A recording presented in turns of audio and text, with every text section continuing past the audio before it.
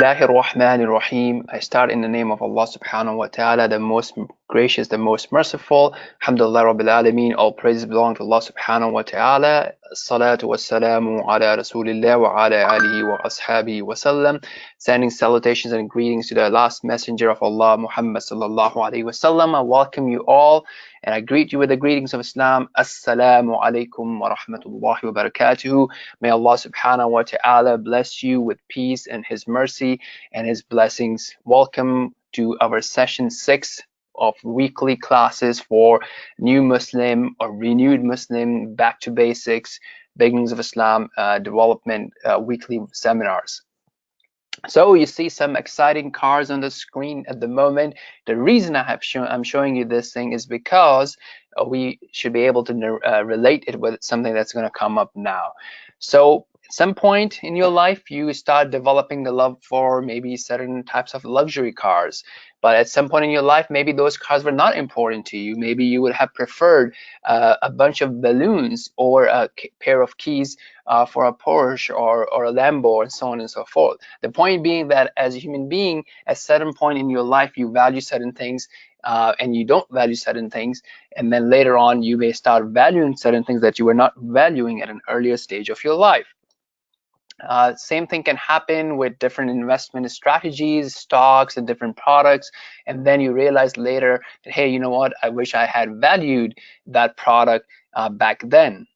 Same thing can happen for, real estate. It's a common thing, prices and so on and so forth. The point being that I wanted to narrate to you and relate with you that when we look at religion and when we look at some of the sayings of the Prophet of Allah, Muhammad sallallahu alaihi wasallam, or some of the ayats in Qur'an, and it talks about how we would prefer something and how something is better for us. For example, in this scenario, he is mentioning about the virtue of guiding someone, Allah making you a guide to guide someone to the path of Islam, and how it's better for you than to own a whole lot of red camels. So obviously you and I may not appreciate red camels at this point, but we can relate it with, let's say, luxury cars or real estate or whatever we cherish, okay?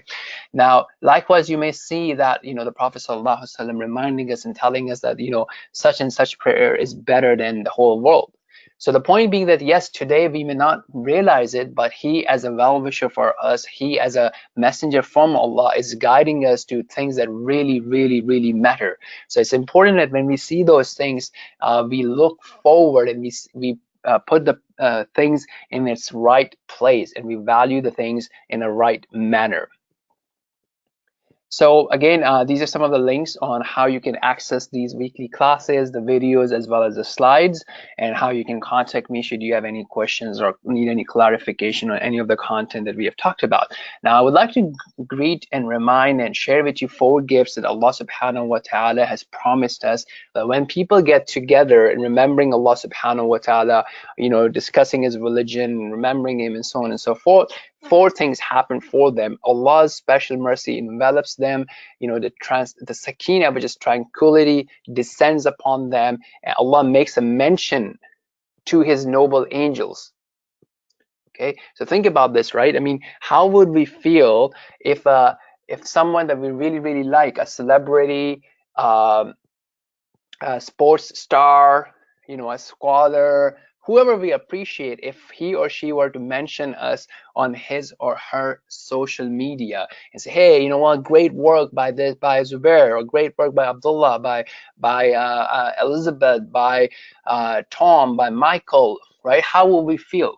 Now imagine if Allah subhanahu wa ta'ala, Allahu Akbar, the one who owns everything, the one who is the ruler, the supreme authority over everything, He makes a mention of us among His angels. So that's really, really, really amazing, right? So one of the things that we can do to get that peace and that blessing is just, start going and attending and being more present in such gatherings. Then I would like to take you to the next step, and that to remind you of a hand pump. So you may have seen this in some documentaries. The difference between a hand pump and a tap in our bathrooms and kitchens is that when we open the tap, it's just like a one-shot thing. You open the tap and you have water flowing in. But with a hand pump, you have to continuously pump in to get the value, which is the water in this scenario. So the point being that the amount of focus that you will give to this presentation and any other presentation that you think is valuable to you, the more value you will get out of it. The more you will engage with the live content, whether you're attending live or you're watching a recording, the more value you will get out of it. And the more you apply it, the more you work with it, the more you practically apply with it, the more you will learn, and the more you will have the ability to internalize it, and the ideas that make sense for you, the more you'll have the opportunity and the real value coming out of that idea that you'll be able to implement it in your life and be better and better. So that's a reminder to focus and to get rid of any of the side distractions that you may have going on and to focus. Okay, so the content plan for today is as follows. Oh, I don't know why it did not appear on the slide in the recording, but the actual slides, I will fix it. I'll make sure that it's there. Okay, so let's move on to the first part.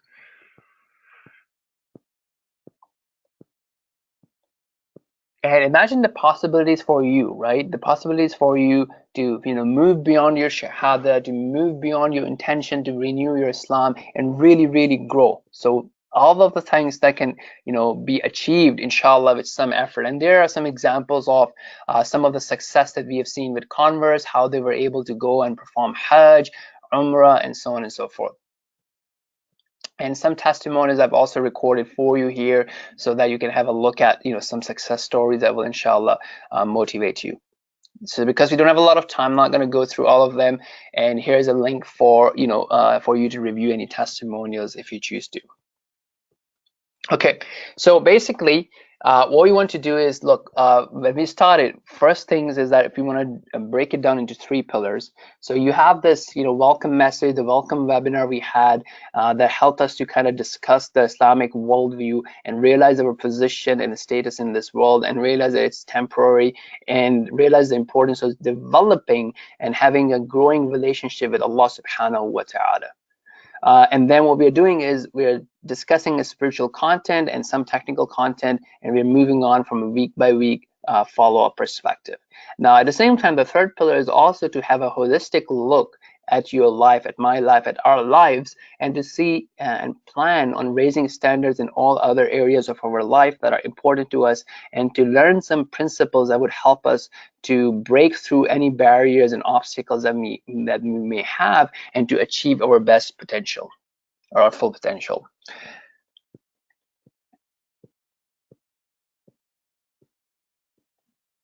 So when we go into this coaching discussion, we have 2 types, right? One is a tactical type, one is a strategic type. So tactical is problems at hand, current issues, and a strategic is more focused towards a holistic plan of development. Now, this is something that we can individually apply in our life, as a do-it-yourself type of tool, and we can also use it if we are trying to help someone else. So this would actually help get results if you're trying to help someone else achieve some great results and breakthrough. So what we've done is, so far we've done the introduction. We'll talk about the 3 pillars of tactical coaching. Then we'll talk about the 5 pillars of strategic coaching and interventions, and a 5-step model to achieving success. We'll discuss some common obstacles, and we'll wrap up by what's next and call to action, what you need to do. So when we talk about the 3 steps to tactical coaching, okay, now again, you're doing it for yourself or you're doing it for someone else, right? You can still apply the 3 pillars. First is to actively listen. So let the person understand that it's okay, and you are understanding their situation. Don't brush off their issues. Same thing happens for our own self. So if we have some issues, let us not put ourselves down. Let us appreciate that, look, it's a real challenge that I'm facing. No one is denying the heart. Don't think that, oh, I'm so weak, I can't deal with this challenge, or why do I have to face this challenge, and so on and so forth. Appreciate, acknowledge the issue that you are facing, and then you can have empathy. You show your empathy to yourself or whoever you're working with, and then remind yourself of trust and hope. That, look, I trust in the plan of Allah subhanahu wa ta'ala, and I hope that this will actually get better. And then you work on your own self-empowerment or empowering other people. And we'll talk about what that means. So in a nutshell, active listening, empathy, trust, and hope, and then empowerment. So in a sense of, if you are into coaching, if you want to think about what's a coach, what does a coach do for other people, here are some bullet points. The focus is basically getting clarity, getting results, finding obstacles, understanding obstacles, and overcoming them. So you could have a same approach. Okay, now a lot of people do very well when it comes to other people, but we don't do as well when it comes to our own selves. So you can think of yourself as a coach for your own self, right? And really push yourself. So if you don't have an external one, you can be your own coach as well. So I hope that will help you in developing, having a new form of relationship with your own self as well. So let's talk about empowerment. So when I talk about empowerment for yourself or for other people, this is what I would recommend.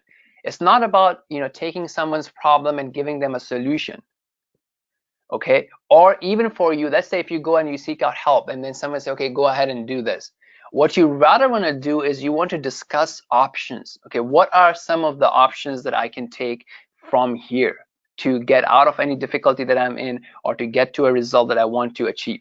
So discuss the options, come up with the options yourself, get the options from a mentor, from a trusted advisor, from someone who have some qualification to actually advise you. Don't blindly follow it. Take options, okay? Enumerate. So as a coach, we don't recommend people to order people to do certain things, but some people may be doing this to you. So what you can do is you can actually say, hey, okay, that's fine. That's one option. What else? What else? What other options you've got? What other things I can do? So once you have a list of options and possibilities, then you look at the pros and cons of those options. Take a look at the lesser of the evils and what's the greater good, and then you decide. Okay, so in this scenario, in this slide, I say they decide, meaning the person who is actually responsible, the person who has the problem will decide. So if you're coaching someone, let them decide. If it's a problem that you are dealing with for yourself, then you decide, because that way you won't put the blame on someone else as well. So here are some examples that are very common when we are working with, you know, new Muslims or converts. So, or you could be seeing the same thing in your own community as well. So we won't do the case studies, you know, for the purpose of this webinar, but the point is that as these things happen, we need to understand that there's no one solution to every scenario. So you can't say, okay, just go ahead and do this thing. First, you need to understand and appreciate and relate to the problem. Then you need to understand what will happen if you take option 1, what will happen if you take option 2, what happens if there's an option 3. So for example, in case number 1, if the scenario is about, you know, hiding your faith or not. So there's no right or wrong answer. Okay, go ahead and tell everybody about your faith. You need to understand, okay, what are the pros and cons of if you hide? What are the pros and cons of if you tell? And what are the pros and cons of if you lie? And if you decide to tell, what is the best way to tell, right? Would you just go and announce it to everyone? Would you go and find a supporter who actually has relatively more support for you in the family? So maybe you discuss with your brother or your sister first, then your mother, then your father, or an uncle, and so on and so forth. And how would you discuss? What do you anticipate? What can go wrong? Are you ready and prepared to discuss anything that comes up? Would you need someone to be present there to support you, to help, and so on and so forth? So all these things need to be accounted for, and it's important for us to realize that not all situations are simple and have, you know, straightforward answers. So that realization is very important. Okay, so that's what I wanted to talk about, in a sense of giving you this ideas about tactical coaching. Then I want to move on to the 5 pillars of a strategic coaching and intervention, right? So if you're not dealing with one-off situation, you're not talking about, okay, this is an issue, what do I do about it? But you're taking a look at it from a holistic perspective, from all different angles of life, and trying to develop on those fronts.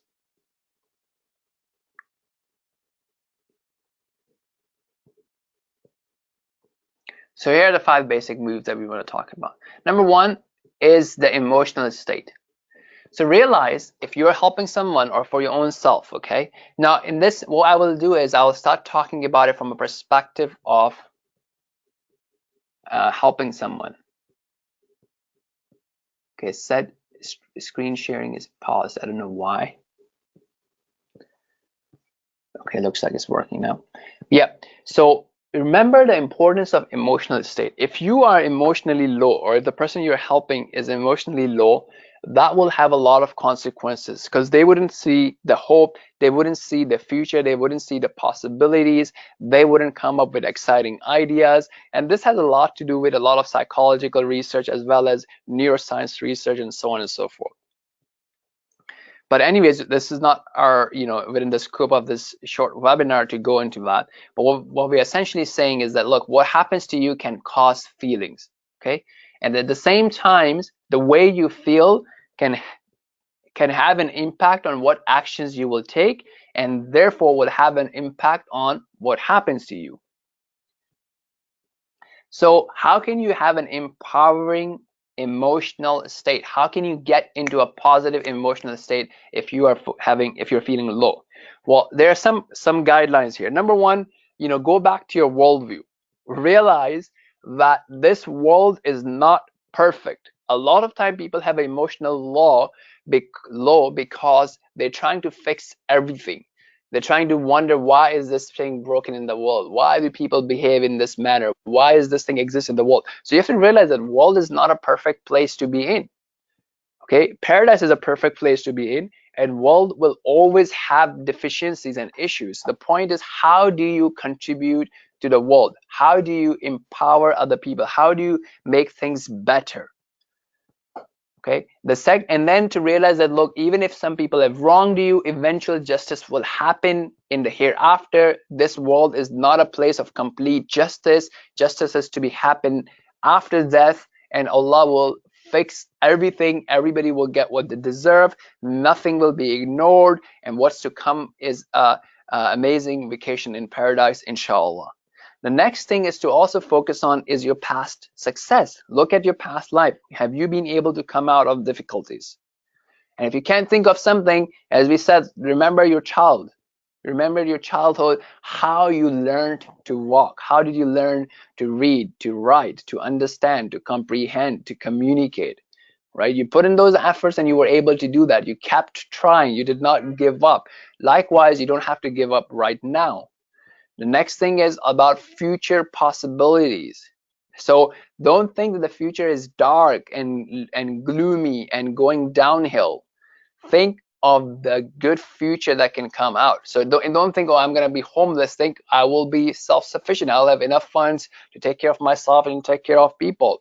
Though if you have a marriage or relationship that ended, don't think that's it. I've lost. I'm not going to have a good relationship ever again. No, think and hope and plan that you will have one in this life, and at the very least, if not in this life, for sure in the hereafter, because the hereafter is everlasting and is a perfect place for rest for those who are believers and who work towards earning the hereafter. The fourth idea is to change your physical state, and we do that.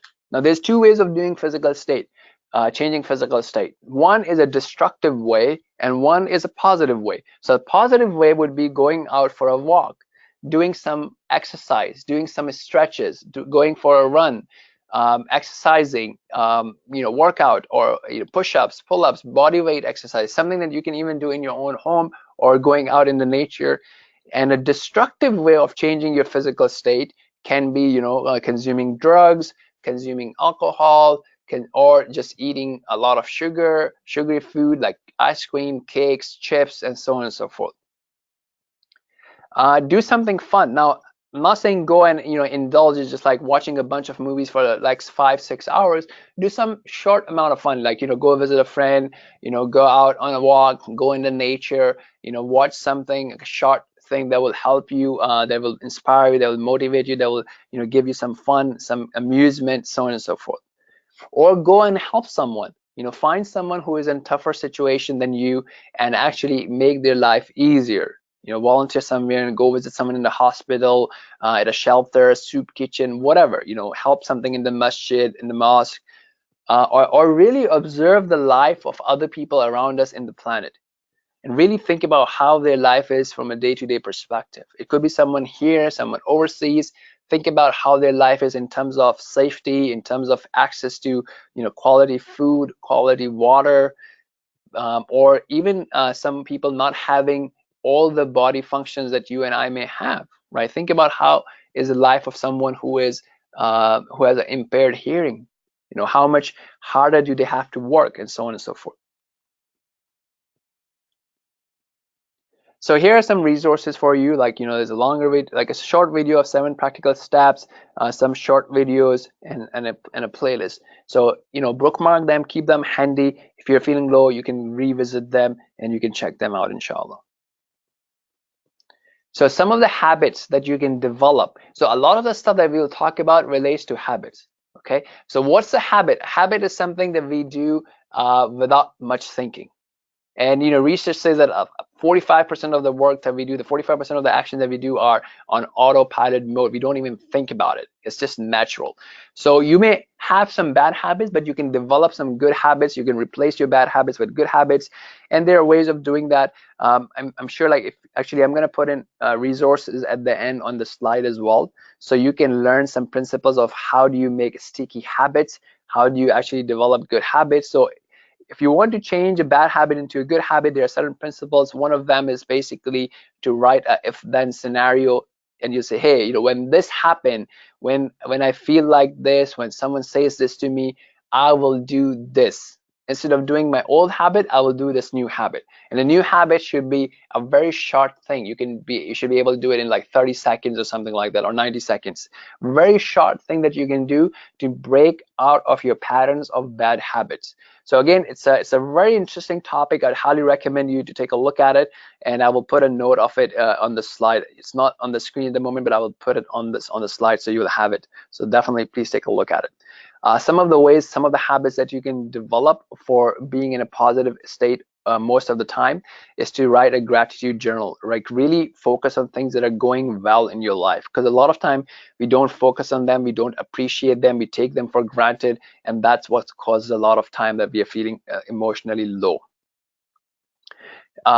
You know, keep a handful of empowerment verses, hadith, quotes on your desktop, on your desk, on your phone, in different places, or maybe create a reminder on your phone that pops up every few hours. You know, different reminders that pop up that encourage you and that gives you the right worldview. So if you know that you tend to be in a certain depressive mode and into a certain mode of thinking, you can put a reminder on your phone that will help you overcome that.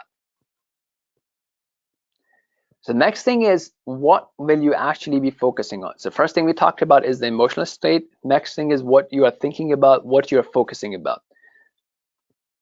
So are you focused on the problems and how many problems that you have and what's wrong in your life, or are you thinking about and focusing on what's the 1, 2, or 3 things that you can do to get yourself out of that situation, to get yourself better? That's very important. So are you focusing on, for example, and ask these questions. If you have a focus issue, ask this question. Maybe create a reminder. Are you focused on the creator? Are you focusing on creating the pleasing the creator, or getting your validation from the creator? Or are you focusing on is the creation appreciating you or not? Is the creation validating you or not? Okay, look at the possibilities of you coming out of that situation. Are you only looking at the possibilities from your perspective? Oh, I'm not able to do this, I'm so weak, people are against me, whatever. Is that how you're thinking? Or are you thinking that, look, Allah is able to do everything, so if I put in the effort, Allah will make a way out for me, even if I cannot figure out what's the whole plan that Allah has, but I can only figure out my next move and my next step, and I will trust in Allah, and Allah can make it happen.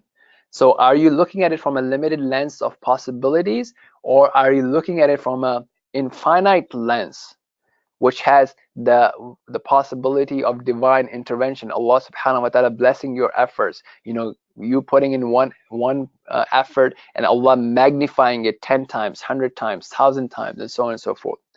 Are you focusing on what's in your control, and that is your behavior, that is how you feel?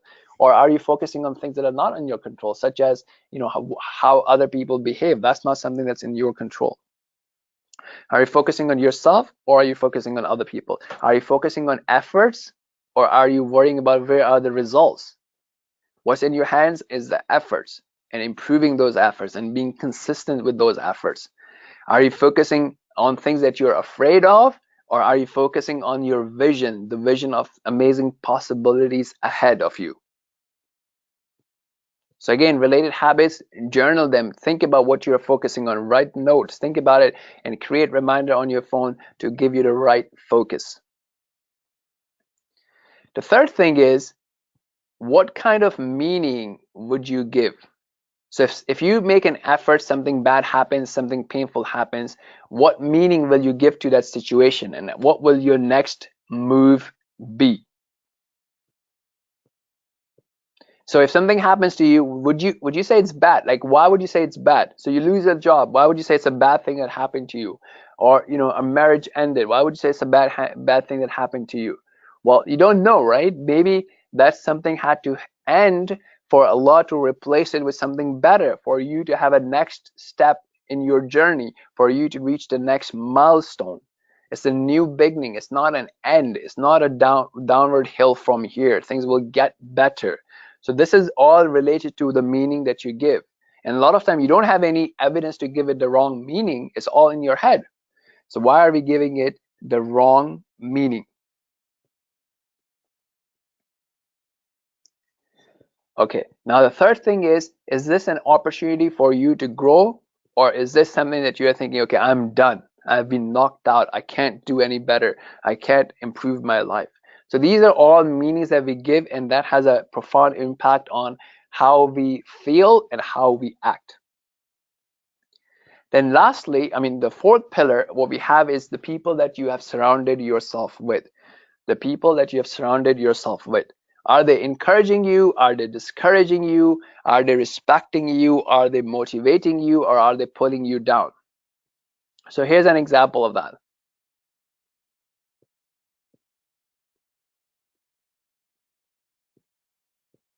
Okay, I'm just trying to, no, it's a wrong. And what is the world around you saying about things? So are you arguing with the world all the time? Right? Is every argument worth it? Could it be that they have a different perspective? Okay, slides have moved. Sorry, let me fix that. Okay, so sometimes people are arguing just because they have a different point of view. So for example, if you're trying to develop and improve your relationship with Allah and your practice of Islam, and some people judge you and say, hey, you're not doing this properly, or you don't have the hijab properly, you don't have the beard properly, or you don't come to the masjid enough, let them say it. Don't let them shape how you feel. Likewise, if you feel that you're not welcomed in the masjid by certain people, don't leave the masjid for them. It's your place too. Keep going. Keep going, and you will find other people that are like you, or who like you, and people who relate to you. Make your own group. Don't quit, right? It's not their place. Same thing applies for any other resource in the society. And there was a good slide there. I think it did not come up. Let me see if I can recall that slide here.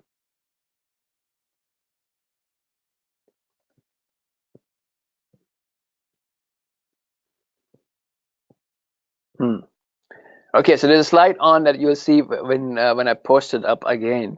It's a cat looking in the mirror and feeling like a lion. So that's very important. Who are your mirrors? So sometimes some people judge you and they're not qualified to judge you. They have their own shortcomings, and that's why they make you feel like a weak, loose. There you go.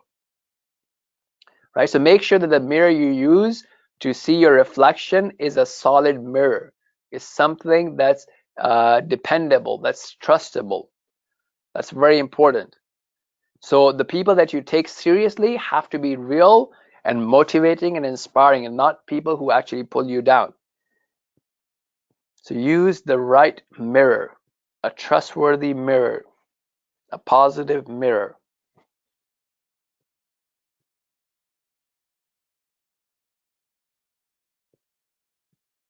And then the fifth pillar is that you have to work on your small, consistent habits. This will turn into massive actions and will bring results over time. So for example, let's say if you're working on memorizing Surah Al-Fatiha, for example, okay?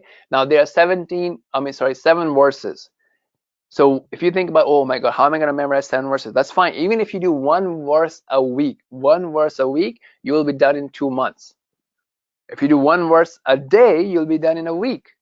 So over time, things can add up and you can have an amazing impact. Let's say you want to lose weight, right? You want to lose, let's say, 50 pounds. Now that's a lot, right? So some people will be like, okay, I want to lose it in 1 month. For you to be able to do it in 1 month, the effort that will be required will be like huge.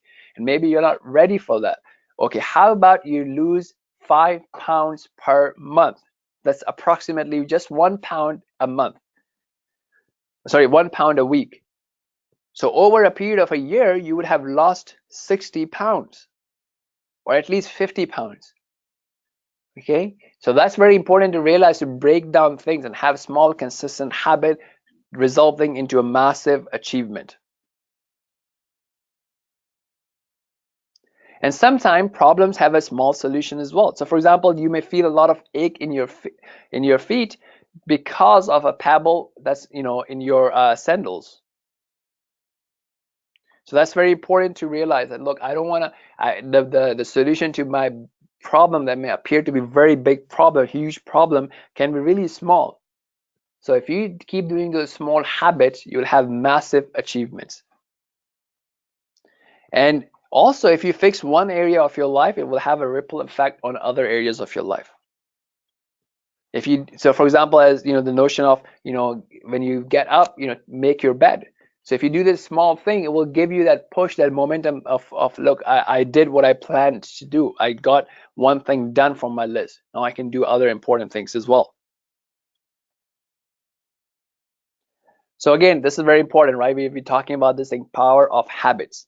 So make your holistic habit, keep a habit for some sort of physical activity, some sort of a activity that will help you grow mentally, such as reading, some sort of an activity that will help you feel the sense of contribution and impact in the society. So volunteer, give back to the community, help out, and have fun as well.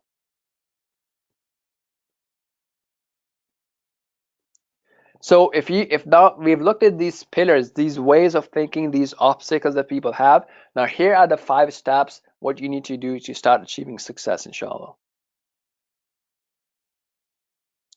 So step 1 is realize that you are capable. Whatever you're trying to achieve is possible. A lot of time we just think it's not possible, I'm too old, it's too late for me to do that now.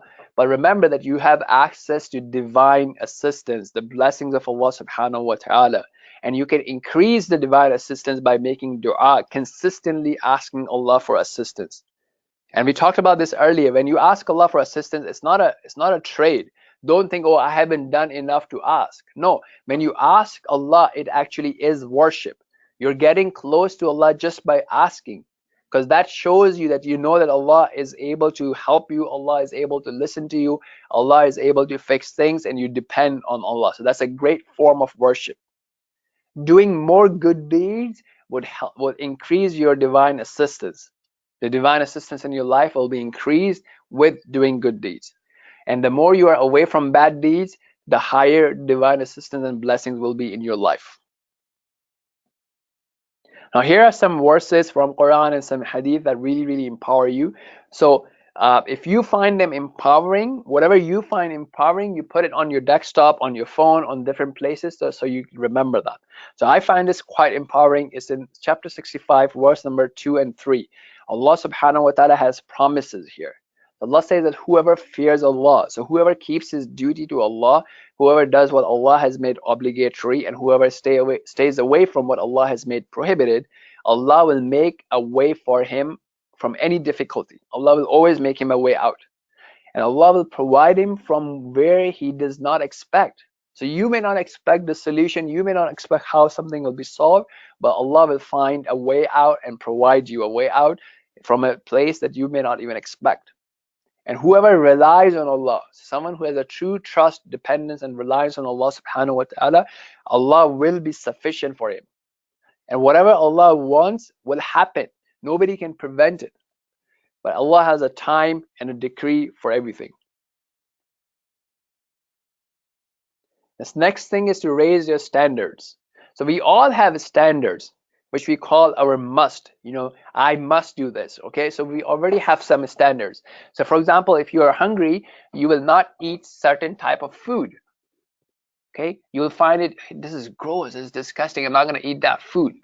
Okay, or you won't go in certain places. And some people have standards around their pets, so they may have a standard, like even if they're not waking up for prayers or anything, they will wake up at 4 a.m. and take their dog out for a walk. Some people may have a standard that even if they are tired and they're sleepy, if their cat comes in, they will stand up and feed her. Some people may have standards about their work, to be on time for work. Some people may have standards about their clients. Some people may have standards about their children or their friends, right? So what are your musts? You can raise your standards in different areas of your life. So if you look at some hadith from the Prophet sallallahu alaihi wasallam, so here's the advice that the Prophet sallallahu alaihi wasallam gave to a young companion. He said, look, I will teach you some words. Number one is be mindful of Allah, and Allah will protect you. So in whatever you do, however you live your life, be mindful of Allah. Be aware of what Allah wants you to do in that situation. If you live a life like that, Allah will protect you. Be mindful of Allah and you will find Him in front of you. So if you want Allah's assistance, if you want Allah to be assisting you in all your matters, do that. When you ask, then ask Allah alone. So before we start creating dependencies on these human beings, let us make sure that we are asking Allah and we are depending on Allah truly. When we seek help from Allah. And realize that if everyone to get together to have a motive, have a mission to support you, to grow you, to benefit you, they cannot do that except what Allah allows. Likewise, they will not be able to harm you except with what Allah allows. So Allah has already written those things. So trust in the plan of Allah. Don't think that anybody can come and take away from you what Allah wants to give you. And here's another one, right? Slightly similar, but a bit paraphrased or different wordings. It says, look, be mindful of Allah and you will find Him in front of you. Recognize and acknowledge Allah in times of ease and prosperity. So invest in your relationship with Allah when you are happy, when things are going well. When you do that, He will remember you in times of adversity.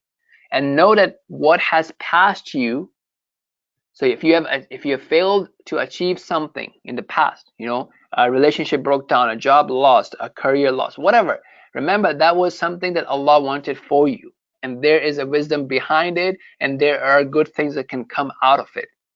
Likewise, if you are stricken by a calamity, something again that happened to you and you find it painful, realize that Allah subhanahu wa ta'ala wanted that to happen for you. And trust in the wisdom of Allah, trust in the justice of Allah, and have hope in the mercy of Allah that things will get better. And then finally, look, victory comes with patience, relief with affliction, and hardship with ease. So empowering words. And who is saying that? The Messenger of Allah sallallahu alaihi wasallam. Okay. So that's number two. Number one, realize you're capable, raise your standards, and number three is set your goals. So set some goals, write down some results, write down your vision, how you want things to be in these areas of your life, your friends, your family, your spirituality, your finance, your career, your contribution to the community. Write down some goals that you want to achieve in the next 3 years, let's say. And then you can break it down into daily and weekly habits to get you towards those results. And this is an app that you can use for that. Amazing app. You can put some habits, then you can share it with your friends or a coach or a mentor or just an accountability partner. So it will help you when you focus on thinking about it. You say yes or no on every day. It will help you grow. So keep a habit for salah, for your Quran, for consuming Islamic content, for your physical growth, for your mental growth, and so on and so forth. So here's an example of some of the people that have been doing that. And if you want, you can share it with me on this email address. I'm on that app with this account. If you want to do a more detailed planning, then here are some resources. We won't go through this, but for those of you who want to take it to the next level and have a very deeper plan and a deeper daily accountability, then this is something that you can do, and these resources will help you develop those tools. So some people are also doing that. You can see some examples on the slides.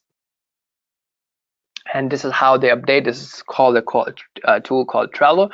But regardless, even if you don't want to go on this advanced version, we all can do the basic habit share version. Okay, so once you have those plans, make sure you continuously audit yourself daily and weekly, quarterly, monthly, annually. You know, look at your plan. How much were you successful? What's failing? What can you do to make it easier? Maybe you need to change your environment to make things easier for yourself. So instead of doing something on your own, maybe do it in a group. You know, get some people, friends, and do it together. So ask yourself, really understand, why are you missing those habits? And what's your vision? Like, where will these habits take you? And what will happen to you, or what can happen to you? What's the miserable state that can happen to you if you don't follow those habits? If you don't follow those habits, are there any obstacles in your way? Certain types of people, certain type of environment that you can fix? What can you do to make it easy? You know, such as enrolling in a class, doing it as a group activity. You know, sometimes getting out of the home and going to a masjid or going to a library and doing some of those habits or some of that work.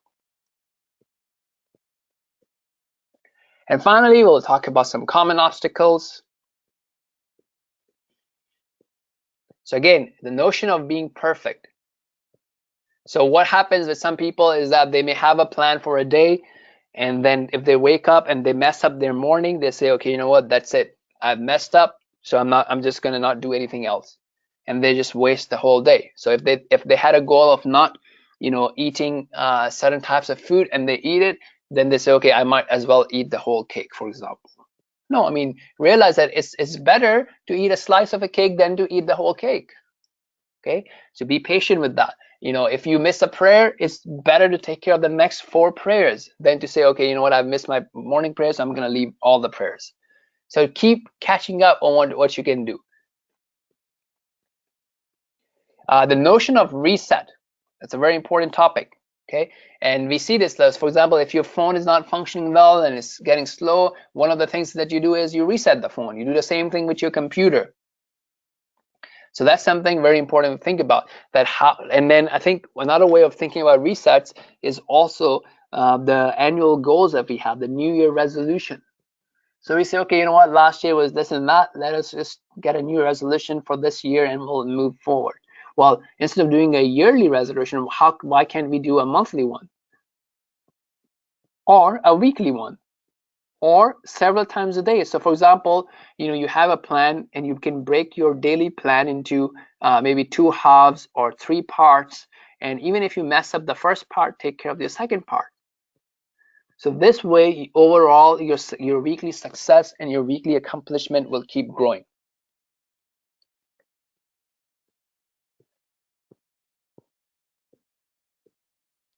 Have a rebound ritual. So if you see that you tend to suck in and basically sink in some sort of an emotional pattern or some sort of a habit, have a way to come out of it.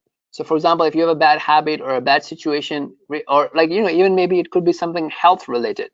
So realize that, you know, if that thing happened, you have a verbal and a spiritual ritual to come out of it. So verbal spiritual ritual can be that you're saying, okay, Allah forgive me, Allah assist me. You're making some dua, or you're doing some sort of seeking forgiveness, or you're reading some Qur'an, and then you'll do some sort of physical activity, like you'll do some exercise or take a hot or a cold shower or walk in the nature, and then you say, okay, that's it. Bismillah, let me just restart now and take care of the rest of the day.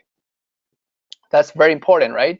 So, because some people, for example, may have a bad habit and they may do it, and then they're like, okay, you know what, I wasted it. I'm so ashamed of myself. I did it again. And then they just like keep going down and they don't get up. So instead of that, you do a verbal ritual. And this is something that we have seen from hadith as well, right? As the Prophet ﷺ said, that like if something happens to you that was painful, what you say is, don't get into this cycle of, oh, if and but, if I had done this, this would have happened, but this, that. No, just get out of it. Say that what Allah has willed has occurred, and Allah does what He wills, and then you move on.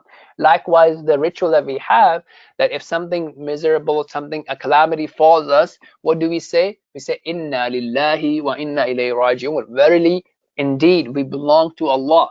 So whatever we have belongs to Allah. So if we lost something that was Allah's gift to us anyway, so Allah has taken it back, and to Allah we will return. So we will be rewarded for any losses and any actions that we do in this world of patience, of trusting in Allah's decree, of trusting in Allah's judgment.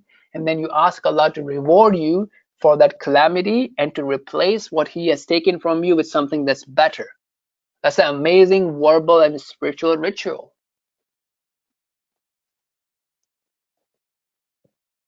Again, and if you're thinking, oh, I've been doing so much effort, it's been so long, you know, this thing still hasn't happened for me. Well, focus on the efforts, right? Remember that you are being rewarded for the efforts, so continue putting in the efforts. And don't forget to nourish your body with good food, but at the same time to nourish your soul with beneficial fuel for the soul. And that is, for example, you know, books, or you can subscribe to YouTube or social media for some of these channels that will help you, give you small reminders every day. Connect with Quran, read Quran. Here are some guidelines from, you know, what to think about when you're reading Quran, some discussion points, and so on and so forth. I would really like you to write down one key idea that you have taken from this discussion. Write it down, because that will help you to remember it, and that will help you to take action on it.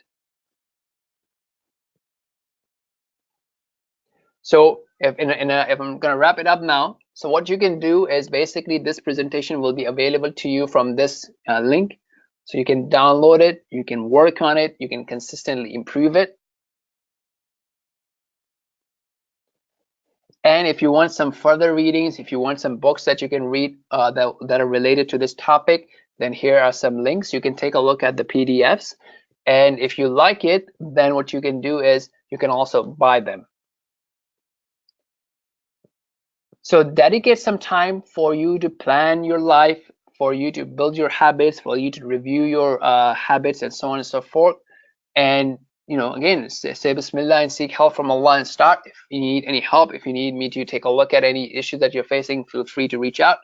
And finally, the way you can actually inspire other people is to set an example. So, you know, achieve great things in your life, you know, come out of your own barriers, be consistent, be patient, and then you'll be able to, inshallah, affect a lot of other people as well. Now, let's move on to our Quran time, as we do every week. And before that, while I switch the slides and switch to the Quran, let me know if you have any questions. You can put that in the chat box or the question box.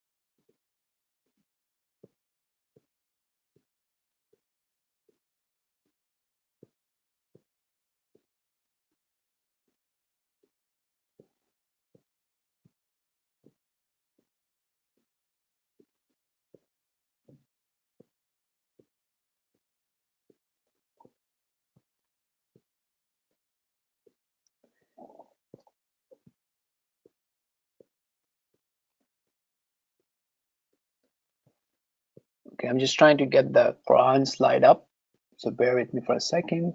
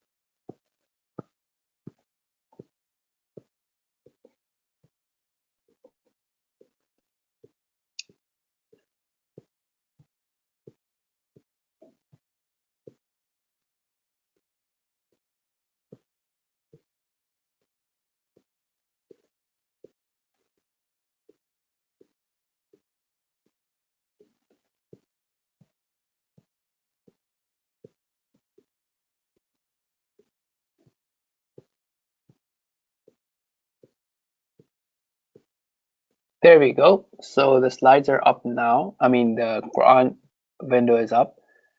So that's good. We can start. So if you remember, last time we stopped at verse number. Let's see if anybody can remember. So we're on chapter number 2. So I'm going on Quran.com and I will fix the translation again. Don't know why it doesn't save it. That's fine. I'm going to use this and we will use Muslim Khan. All right.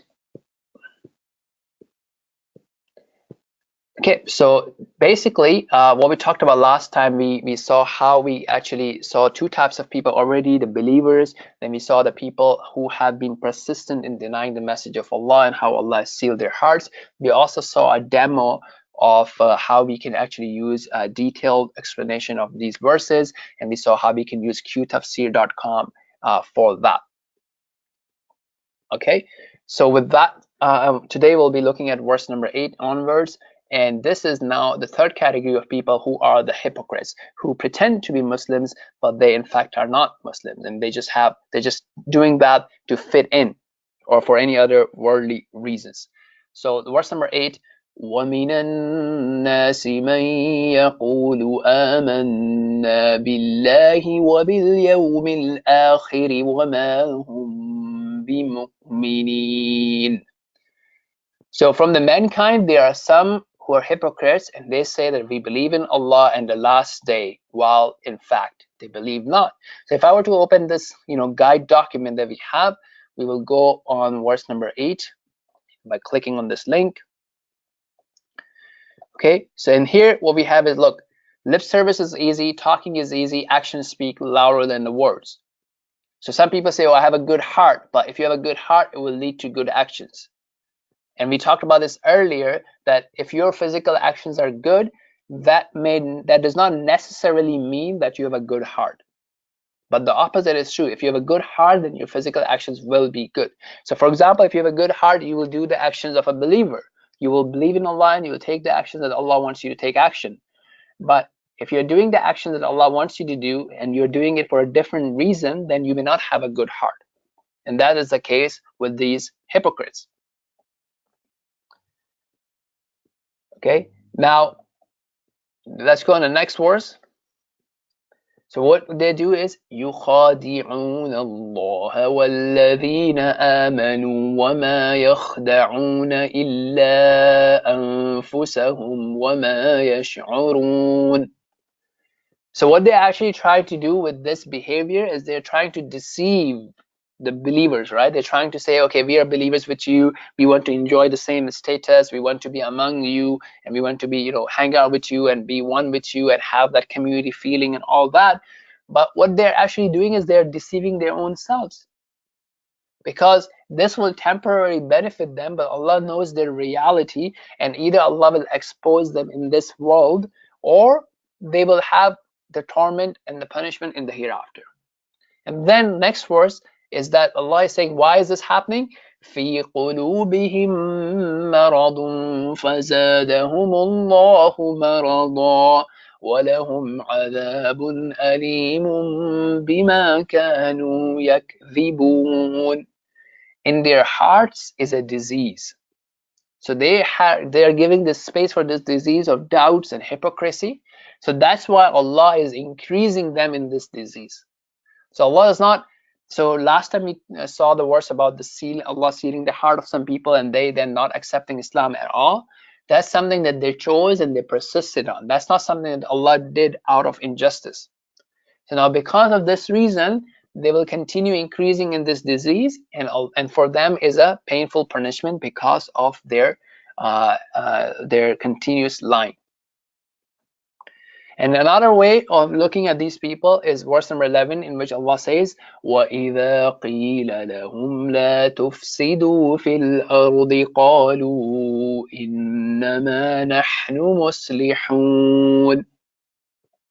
So they will always have this type of argument, right? So when they are told that, okay, do not make corruption on earth, do not do this and that, they will always come up with argument and logic. Oh, we're just trying to do good. We're just trying to have good in this world. But Allah is doing what? So Allah is declaring about them. أَلَا إِنَّهُمْ هُمُ الْمُفْسِدُونَ وَلَكِنْ لَا يَشْعُرُونَ. So Allah is saying, yes, they are the one who are causing the corruption, but they do not realize. And look at their behavior about the other fellow Muslims, right? وَإِذَا قِيلَ لَهُمْ آمِنُوا كَمَا آمَنَ النَّاسُ قَالُوا أَنُؤْمِنُ كَمَا آمَنَ السُّفَهَاءُ أَلَا إِنَّهُمْ هُمُ السُّفَهَاءُ وَلَكِنْ لَا يَعْلَمُونَ. And when it is said to them, believe as the people, followers of the Muhammad sallallahu alaihi wasallam have believed, look what they say. Shall we believe in the fools? Shall we believe as the fools have believed? So they are the one who will always ridicule the believers. They will call them, fools. They will call them, backwarded, fundamentalist, different names, right? So that's one of the strategies that we see these days anyways, right? That people have this notion of,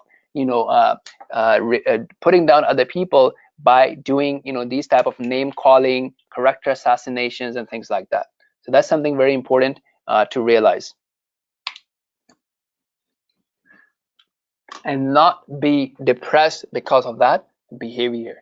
And when they are actually dealing with their own people, that's what they do. They say, وَإِذَا لَقُوا الَّذِينَ آمَنُوا قَالُوا آمَنَّا وَإِذَا خَلَوْا إِلَى شَيَاطِينِهِمْ قَالُوا إِنَّا مَعَكُمْ إِنَّمَا نَحْنُ مُسْتَهْزِئُونَ.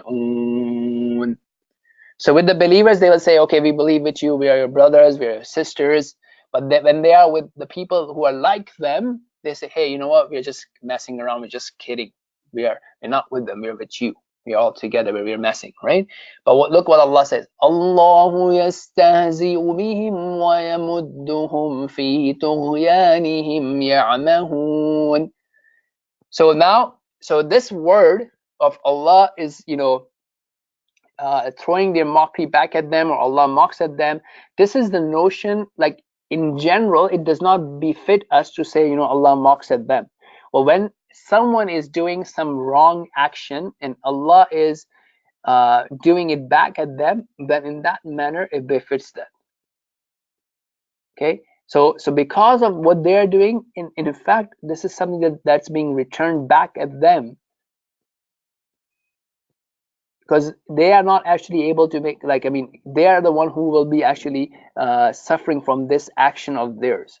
So they think that they are causing the loss to the believers, or they're causing harm to the believers, but at the end, the one who will truly suffer from this, the one who will be responsible, will have to deal with the consequences, are the ones who are doing that. So if I were to go back on the guiding notes that I've prepared, so this is something that, for verse number 8 and 9, this is what we had, right? So at the end, it's your life, right? Everybody has a choice, and your choice will dictate what happens to you. So people's perception and image about you would not benefit you in the long run, even if the hypocrites are thought to be as, believers and so on, it wouldn't help. The real question that we should all be worrying about is, does Allah like me? Does His angels mention me? So instead of worrying about, which who is liking my social media, who's liking my tweets, who is retweeting it, and so on and so forth, how is Allah viewing me? How are the angels mentioning me? These are more important questions to worry about. And then, as we saw for verse number 10, Allah does not wrong anyone. If you do good things, it will lead to good. If you do bad, it will lead to bad deeds. The two dangerous diseases are doubts about Allah and faith, and to follow your destructive desires. And if you really want to know the truth about where you stand, then Quran and Sunnah is your real compass. That's your test. So you shall seriously and consistently ask Allah to keep my heart upon guidance, and to remember that the punishment of hereafter is a real deal. So we should also seek protection from it and ask for Jannah. And good is defined by Allah, right? From that verse where Allah subhanahu wa ta'ala tells them, the verse that talks about that when people tell them don't cause corruption, they say, no, we are not causing corruption, we are causing the good. So who defines that good? So good is defined by Allah, who has the authority, the power, the wisdom, the complete knowledge to actually define good. And that's how you judge your action, not based on what you feel like.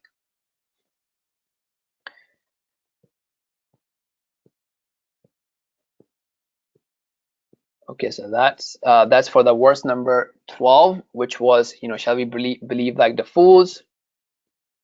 And some people still do that, right? They say, okay, why should we go for Hajj? Why should I wear hijab? Why should I pray? And then they keep arguing about those things.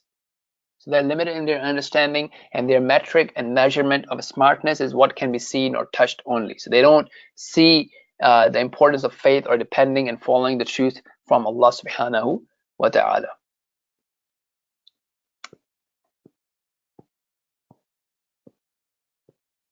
Okay, so next week we'll start with verse number 17. Yep, so we did that. Oh, actually, let's just do verse number 16 as well, and then we'll do 17, right? So what is Allah subhanahu wa ta'ala saying in verse number 16? أولئك الذين اشتروا الضلالة بالهدى فما ربحت تجارتهم وما كانوا مهتدين. So they are the ones who have purchased the error for guidance. So they've chosen to remain in their misguidance instead of following the guidance of Allah subhanahu wa ta'ala. So this choice that they made, this trade that they made, is not a profitable trade. And they're not guided because of this choice that they have made for themselves. So may Allah subhanahu wa ta'ala help us, guide us, and help us to follow the right things that we have learned, and to be patient with it, and to keep our hearts steadfast on His religion. So if there are no more questions, we'll wrap up. Thank you very much for joining in, and inshallah I'll see you guys next week. If you have any questions, you can type that in.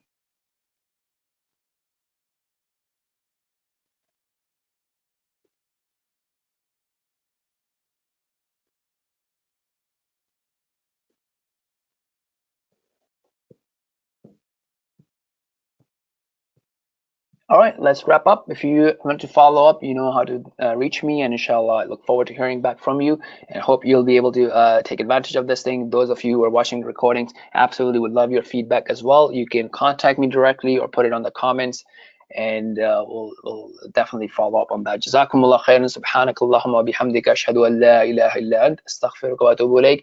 Wassalamu alaikum wa rahmatullahi wa barakatuh.